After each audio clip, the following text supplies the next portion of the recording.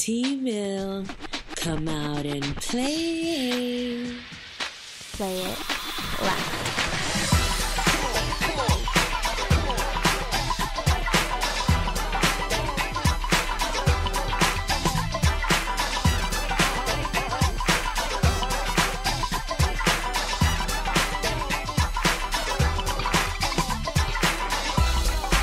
We're changing the status quo one voice at a time through music, edutainment, children, and awareness. We're progressing and preserving the culture through real conversations with people who've had real success. Multicultural artists and musicians, models, entrepreneurs, innovators, and activists.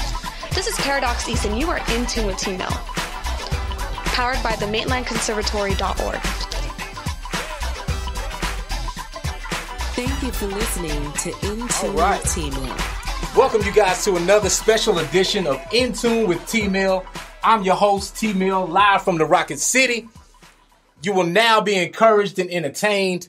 Nothing will change until you change something. We are here to change the status quo one more time, and I have a very special guest. This gentleman is thinking out loud. This gentleman is changing the status quo. Every week we try to bring you people that are changing the status quo through whatever means that they're doing it. They could be a coach. They could be a teacher. They could be a mother or a father. They could be an astronaut. They couldn't be president of the United States right now, but that's a whole other conversation. So we try to bring you people that are encouraging and people that can inspire you to get up and do something.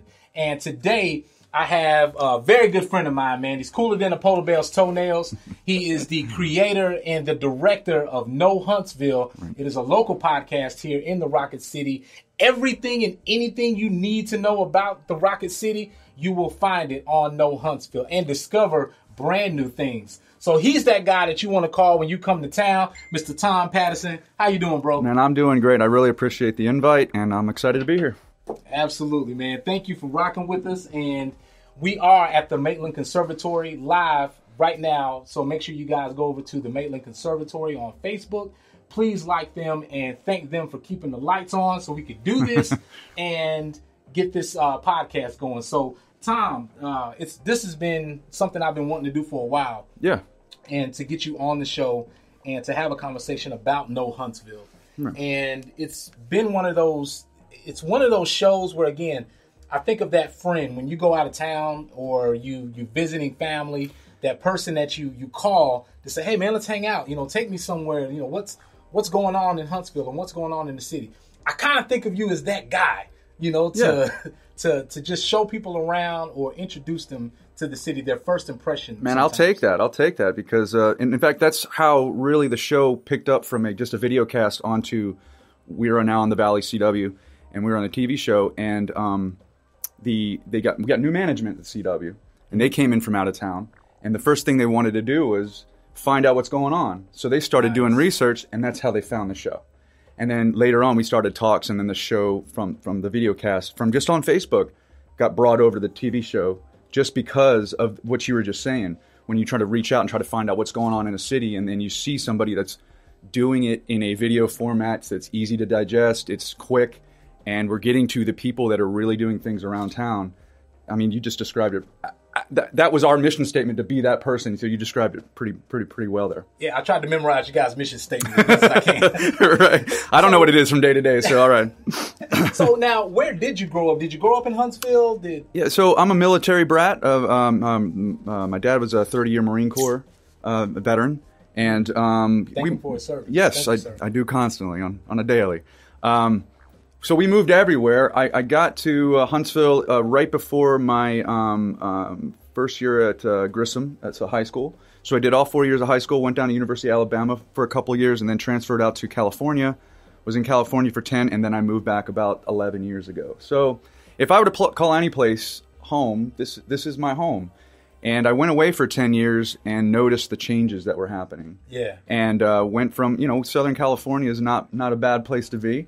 But I came back and visited and realized that this place was growing up and they were doing some really, really cool things here. And we can get into that in a little bit. But that's why I came back, is because I saw the things that were going on here, and I wanted to be a part of it. So, and I want to have a family and the kids. And you can buy a home here as opposed to Southern California. Absolutely. So that was part of buy it. 5 homes for the price of Southern California. That is a fact. So that was kind of what motivated me. Yeah.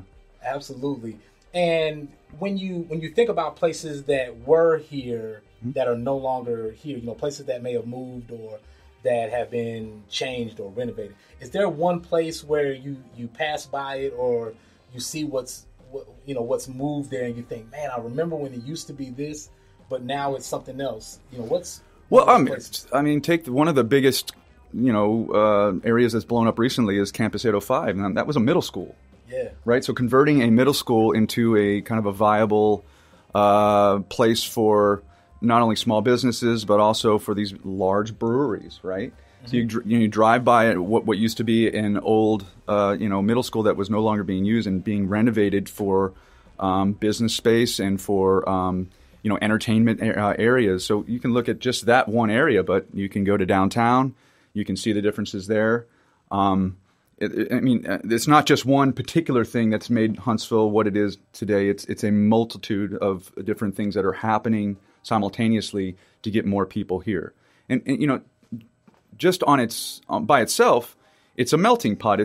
I'm a military brat. That's how I got here. But also we have a huge amount of engineering firms here, so they bring in talent. Mm-hmm. And with that type of jobs, those kind of high end sort of engineering PhD sort of jobs, you got some disposable income.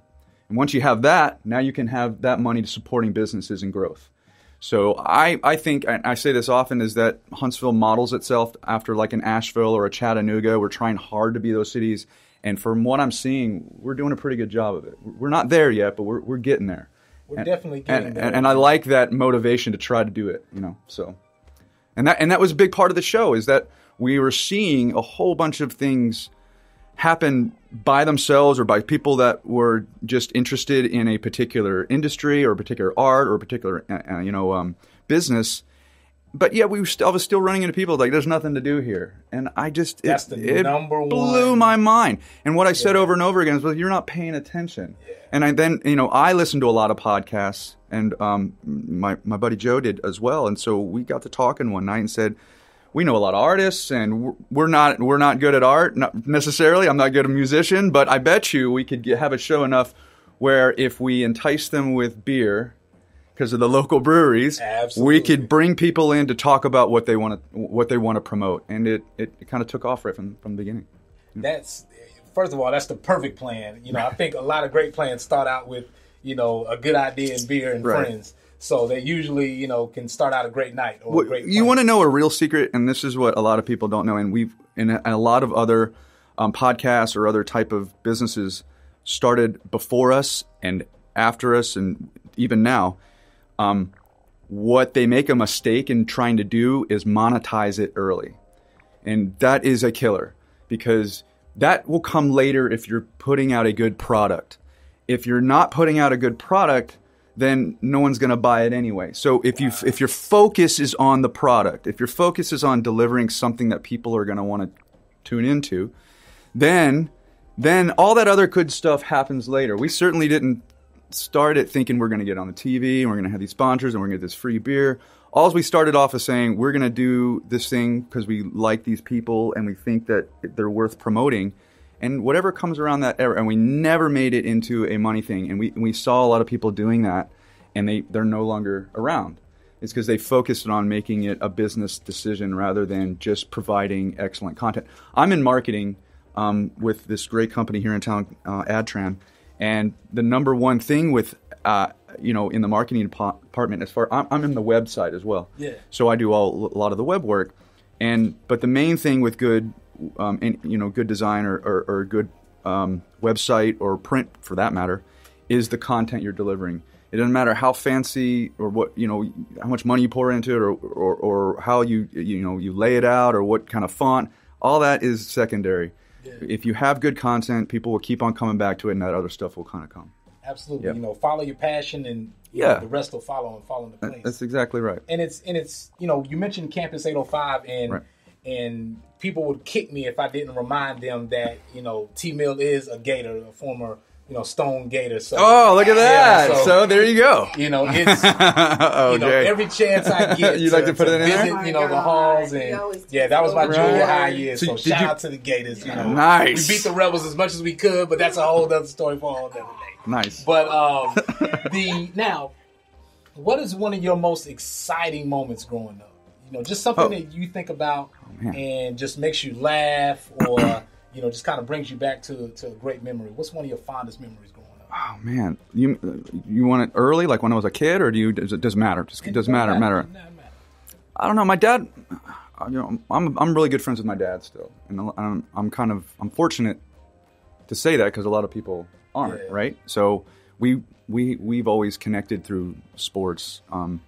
He was always my coach throughout everything I ever did, from baseball to soccer and football and everything like that. And 2 to 3 times a week we run together in the morning, really early, because he's an early guy, and made me an early guy. But it's hard to say anything one particular thing. There's just a series of things. He was really hardcore about like baseball practice, and so like he would coach, but I would always have to stay after and do the extra whatevers. And it's the crazy stories of the stuff that he used to, make me lie down in mud and then stand up and jog and lie back down in mud. Or I can remember when I was in baseball, the crazy things he would do to make. I think he thought I was going to be like a pro ball player or something. Yeah, absolutely. Which every father has to dream. But like he would do these weird drills. One drill would be like I would lay on my face out in the outfield, but like not pointing toward home base, pointing the opposite way, and I'd have to take my glove off and leave it to the side of my hand. Wow. So laying on my face, on my belly, the glove is out to my hand, and then as soon as I heard the crack of the bat, I could grab my glove, stand up, I'd have to find the ball, and then try to catch it.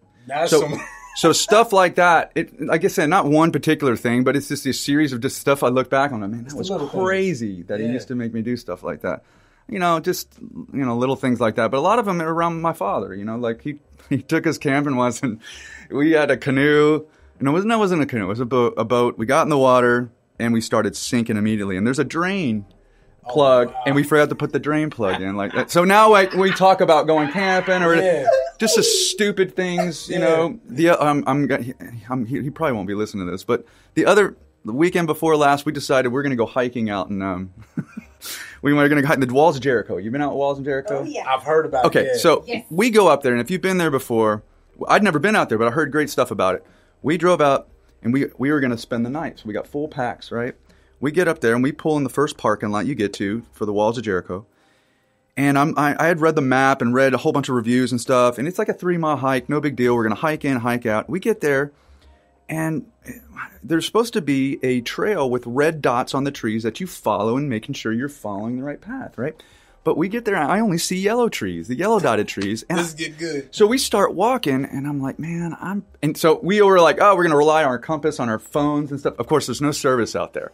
So now we're like, reverting back to, caveman style where, and that's not what we're built for right now. Just post-apocalyptic, we'd be in trouble.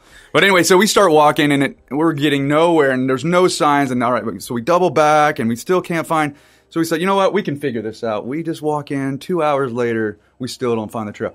We come all the way back. We don't decide we're not going to spend the night. We come all the way back to the car. 3 hours later, we hiked 6 miles with full big packs. Get back to the car, and it dawns on my dad, oh, we started at the wrong parking lot. The next parking lot up. That's where the horse trail So we went home and vowed we'd never tell anybody about that, and I just told everybody. So, okay, so you know what it's really neat is that it's not just these success stories, but these tragedies too that my father and I connect on, and I think that's pretty cool. So, and they continue on, back when I was a kid, and they still to this day, we still stumble our way through good stories. Yeah, right? And had it not been for the baseball drills, y'all wouldn't have made it out the wall. Hey, who knows? Yeah, exactly right. We'd still be down there now, so who knows? Absolutely. Now, Huntsville is changing every day, and no Huntsville couldn't have come at a better time. Huntsville is thriving. It's being recognized for their groundbreaking future. How did No Huntsville come to be, and why do you think it's important?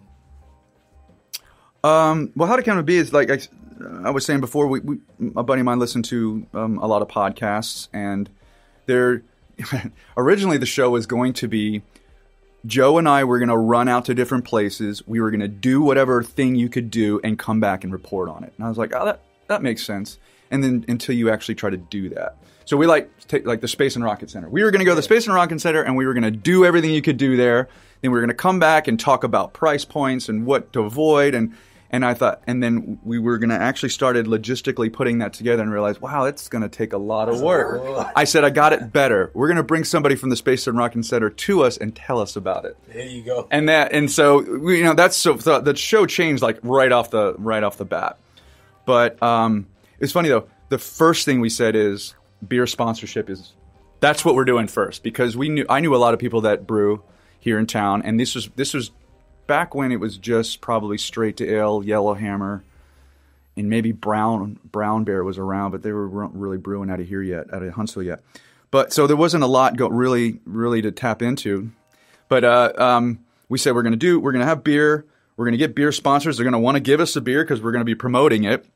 We'll help promote their events, and we'll just talk to people. And then we're going to always have a musical guest, because that was our big thing as well.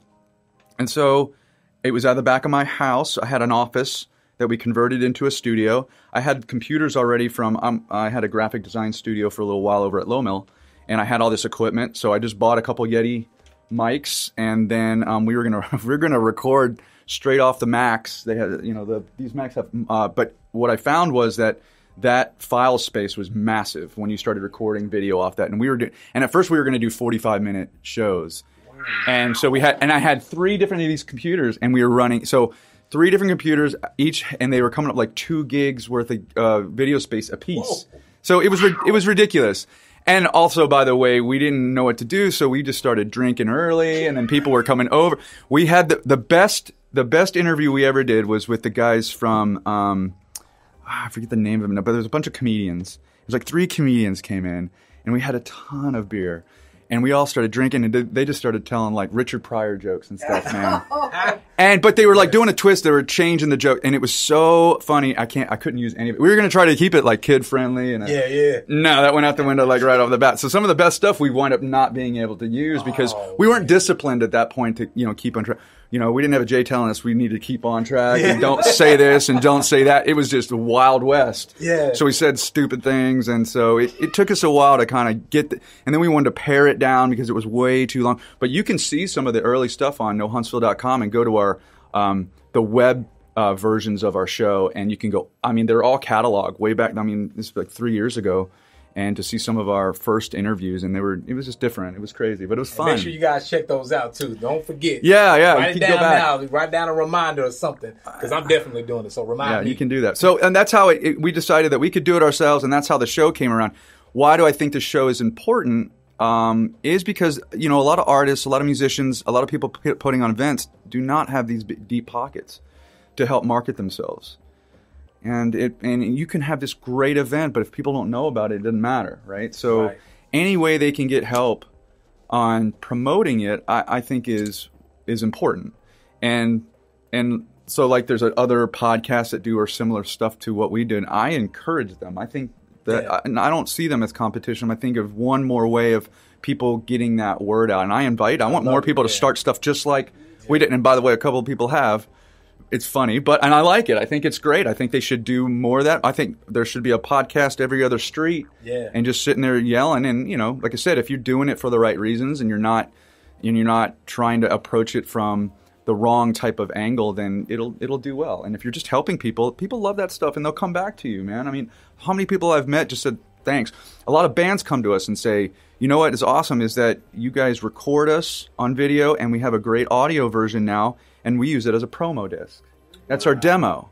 So they use our show as their demo. And when I heard that was like the best thing I could have heard. That was like, oh my gosh, that makes it worth it. So I get guys come back to me all the time and say, remember we did your show like 2 years ago? We still use that demo as our thing to promote out there. So that to me why it's cool. And then there's a lot of times where I'm like, I just want to get up and do this today. But then I'll be out somewhere at like OTBX or Yellowhammer or something, and someone will just come by and, hey man, what's up? Love the show, and I'm just like, all right. And then it all starts back again. Yeah, sure. So absolutely. And what you guys do with the show, right. Know Huntsville gives people something to do. So it's not just a podcast; it's an experience. It's a social experience. We have a lot of fun doing it. Yeah, exactly. So it's fun. It's engaging. Right. You meet different people. You learn different things. You hear different music. And if not for nothing else, if you are, just be bold. I'm not going to ask you to not be, but be bold and step outside of your comfort zone. Yeah. Try different things. Go to different places. And because you never know what you're going to take to, who you're going to like. So, for instance, you come to one of the No Huntsville tapings and you discover a band that you had no idea existed in Huntsville. And all this while you've been complaining, there's no great music in Huntsville. And it's crazy. Regardless of all the great bands we have and all the great venues, or you meet someone at a No Huntsville taping, or you find a beer that you like, or you had no idea that they turned the school into a brewery. Right. So there's different things that you can discover about, once you attend the No Huntsville podcast. And it's not just a singular podcast, which again, I think is an experience, and it's great that you guys bring to the table. Point in case there. We just interviewed the rep from the Huntsville Symphony Orchestra on Saturday, and they're doing this big promotion coming up in April. I'll plug them now too because I think it's such a great event. But the symphony is putting on this thing called they're screening E.T. Right? They're going to screen E.T. and then the orchestra is going to play the score to the movie while it's going. Wow! Right? Wow. So look here. But point of that story, other than it's just a great event, I'm taking my kids to it and everything. But the point of there is what the orchestra is discovering is that if we get people to come over and not be intimidated by classical music, and they get a little taste of the orchestra, they'll come back for classic music because they got outside their comfort zone. I normally would not be a classic music type of guy. I've been to the symphony 4 times, and I think it's just because of the show that I've decided to kind of span out, and my girlfriend likes to go there too. But and then there's bands I meet all the time. There's this band called the Harlequin Jazz Band.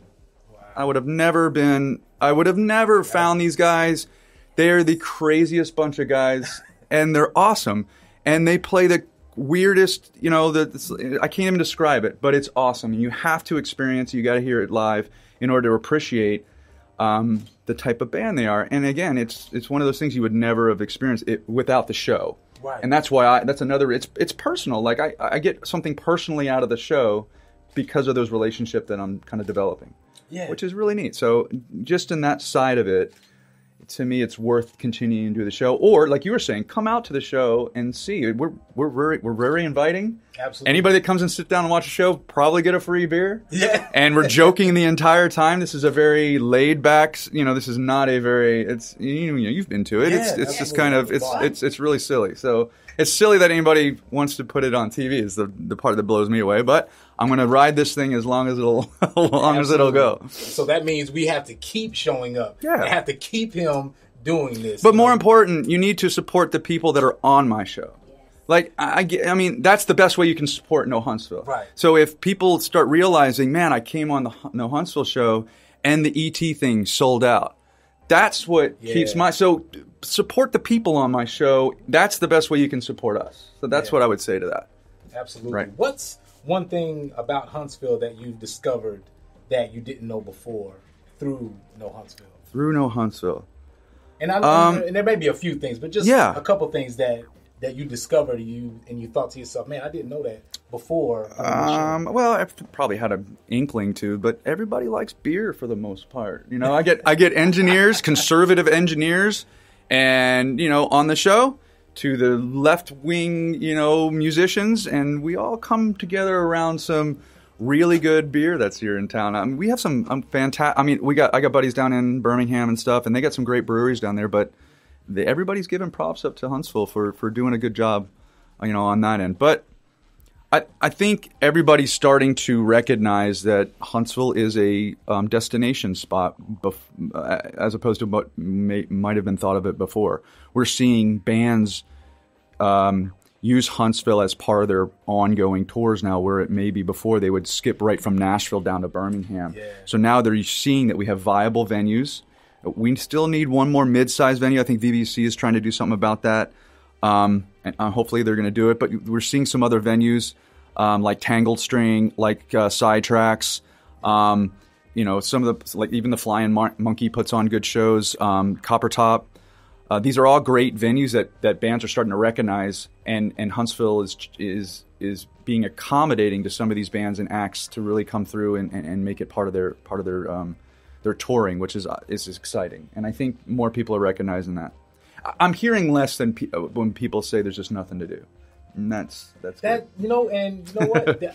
I do see that and hear that because again, for a while, there were a few things to do and people would still complain. But now, like you said, not as much that I'm hearing people complain or I can't keep up with it. So I'm fairly well connected with a lot of things that are going on, and every week I'm like, what? I didn't even hear that. It's too much. It's really too much. So I was saying before, I like that these other promotional podcasts and things are popping up because I think we certainly can't cover it all. Yeah. And if there's other things that are filling in those gaps that certainly we can't cover all, then I think that's a positive thing. And it's a good problem to have. Too many events, too many things going on. We got a parade almost every other week, or we got some, thing going on, some, event going here and there. So I think those are all positive things. Yeah. Absolutely. So we're going to run down a couple things, and these don't have to be your number ones, but just when the first thing comes to mind, and y'all don't hold it to Tom because he's got to think of the first thing. All right. So Tom's picks for beer. Go. Okay, that's easy. So I'm a Monkey Knot fan. I'm an IPA fan. I think Monkey Knot is what Straight to Ale is known for. So I'm going to go with. Do I have to just one, or do you want me to say many? Because I really like the Lily Flag Stout as well. I used to like Yellowhammer's tobacco. What was it called? Tobacco? No, what's it called now? I'm on the spot. Tobacco Row, I think is the name of it. But Yellowhammer makes them really good. And then Mad Malts is their Dirty Blonde. That's my favorite from Mad Malts, yeah. Okay. Tom's 3 picks for wings. Oh, wings. I'm not the biggest wing fan, tell you the truth. What's your favorite food? Probably. Look, I just got back from Nashville. 3 picks for food. I just got back. My favorite food, period, is probably some type of curry chicken. I'm a big fan of curry chicken. I just got back from Nashville last night. Hot chicken up there is. I heard there's a new hot chicken place in Madison. Yeah. Have you been there? I've been there. Okay, I need to try it because I just came from Pepper Fire, which is my favorite place up in Nashville. So I think hot chicken is on my list, and salmon. I eat so much salmon. I love salmon. So that's my. Speaking of curry chicken, there's also Mangoes on. Mangoes is the best. Their buffet kills any buffet in town, period. Absolutely. They got the great curry and their cabbage, and I put those together, and that's my favorite. I'm an Adtran, so I'm right there all the time. They know me there. There you go. That's my spot. Dress light, dress cool, because you will be sweating and lose 3 pounds. That jerk chicken, man. You got to watch out for that jerk chicken, because that stuff is on fire. It is awesome. Tom's picks for a place to hang out with the kiddos. With the kids? My kids really like Pints and Pixels because they like playing that Pac-Man. So we like that place, and yeah, that's probably their number one. If I ask them, they like to go to Shakalaka, where they jump on the tram. So that's their Pints and Pixels and Shakalaka is their 2 favorite spots. Yeah, nice. All right. With those. Tom's picks for camping. Yeah, so I'm a big fan of Honeycomb, which is only 20 minutes from here on Lake Gunnersville. We usually my dad has a boat on the docks out there, and we usually go there a few times a year. It's 20 minutes, so it's really easy. I have a camper, so a little pull behind 15-foot camper with bunk beds in it for the kids, and so booming out there is really easy. We like Raccoon Mountain up in Chattanooga. That's one of our favorite spots to go. And if you haven't been up to Raccoon Mountain, it is awesome. Their campsite is probably the top campsite. I mean, it's got go-karts and a pool. They got an on-site mine where you can go through the caverns. Wow. It looks like Disneyland underground. I'm not even like it beats Ruby Falls any day, which we like Ruby Falls. But Raccoon Mountain, that's the place to take the kids. But Honeycomb is probably my favorite. All right. And if you could change or add one thing to Huntsville, and they give Tom the power. Right, I got the power to change or add anything. Change, add, or take away anything from Huntsville. What would that be? In-N-Out Burger. If I could pull an In-N-Out Burger here, put it right next to the freeway, I think it'd be. I'm from Southern California, so I'm not a huge fan of burgers, but I tell you what, I'll take one of their double doubles any day, man. So yeah, I'm a big fan of the In-N-Out. So if I could wave a wand, I'm sure I should have said something more profound. And hey, I'm with the In-N-Out. Somehow saving. I really should have talked about bringing some charity here, and I really, and that's probably where my heart should be. But put me on the spot, I'm going to say In-N-Out Burger. That's what you get. There you go. Right. Well, you guys, you've got a lot with Tom of No Huntsville. Make sure you guys go to the website, nohuntsville.com. That's right. You can find them on all your favorite social media sites. That's right. They're also on Facebook. So wherever your favorite place to hang out on social media, make sure you check them out there and follow. And make sure you check out the episodes. And don't forget to go back to the earlier episodes on .com. and check out some of those because they've got just a lot of episodes. And big shout outs to the Valley CW who has supported our whatever you want to call it, our endeavors here. They've done a really good job of supporting us, helping us get the word out. They've been just an awesome team to work with. So big shout out to those guys too. And everybody go to InAndOutBurger.com and vote for Tom Patterson to bring it to franchise. Huntsville. We can make this happen if we work together is all I'm saying. All right. Thank you, Tom, for coming by and stopping by the show again. Of course. Thank you for having me. This is your platform. Come by anytime. And vice versa. We should do this on the other side as well. I'm all for it. All right. We're going to do it. All right. Thank you, guys. This has been another edition of In Tune with T-Mill here at the Maitland Conservatory. We'll see you guys on the next episode.